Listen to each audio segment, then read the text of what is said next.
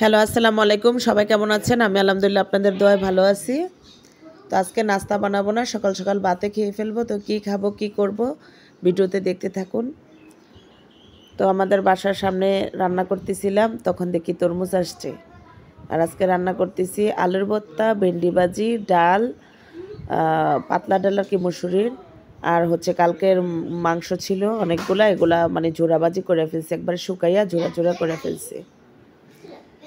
তো আজকে রান্না করতেছি, এই সময় দেখি বাসার পাশে আমরা তো দোতলাতে থাকি, ওই যে নিচে আর কি গাড়ি নিয়ে যাচ্ছে, আমরা তো মেইন রোডের কাছে বাসা।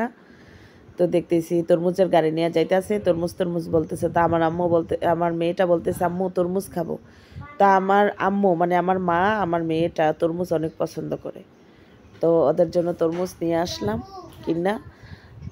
তরমুজ নিয়ে আইসা পরে দিয়ে আবার এই তো কাজ টাজও করলাম, তরমুজও কাটাকুটি করলাম, আর খাইতেও বসে গেলাম।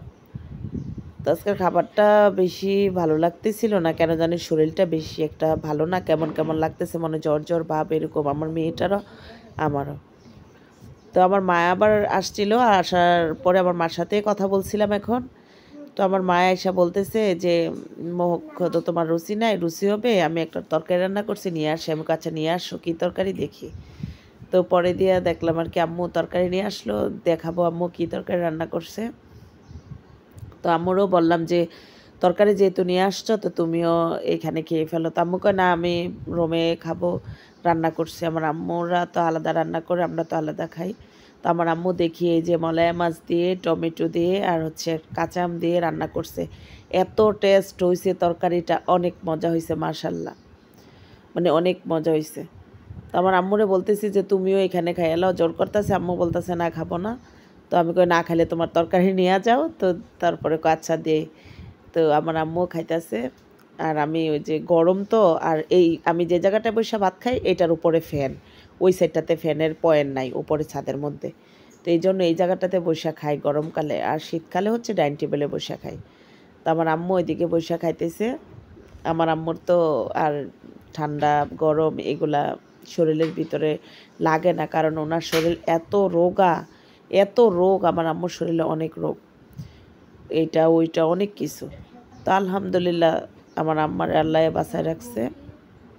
সবাই দোয়া করবেন আমার আব্বা আম্মার জন্য, কারণ আমি আমার আব্বুর বাসায় থাকি, আমার আব্বু আম্মু আছে দেখে এই বাসায় থাকি আর কি।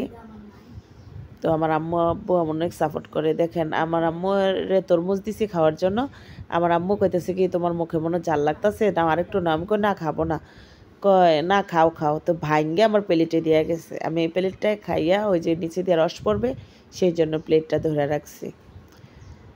তো ওই যে ভাইরাল ডায়লগ আছে না, কিরে কিরে মধু মধু না রসমালাই, কয় আগুন আগুন। তো আমার মেয়েটাও বলতেছে আমিও বলতেছি। তো এই অবস্থা আর কি। তো তরমুজটা না আলহামদুলিল্লাহ মানে অনেক মিষ্টি পড়ছে, আর অনেক টকটকা লাল পড়ছে, আর অনেক মিষ্টি পড়ছে, মানে অনেক মজা পড়ছে। ওনারা নিজে বাচ্চা দিছে, আমি কইছি যে আপনারা বাচ্চা দেন। তো তরমুজটা আকৃতি ছোটই ছিল, ওনারাই বাচ্চা দিছে, কিন্তু অনেক ভালো পড়ছে। আমি আবার ওইখান থেকে কাটটা নিয়ে আসছি।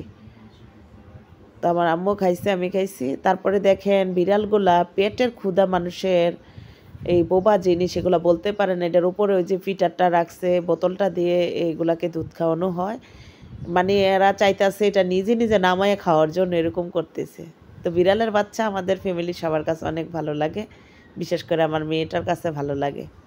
তো আমার মেয়ে ভাত খাইয়া বসছে, তো বলতেছে যে আমাকেও তরমুজ দাও, আমি আরেকটু খাবো। প্রথমে একটু খাইছিল, তো ওই আবার তরমুজ অনেক পছন্দ করে, তো আরেকটু খাইছে।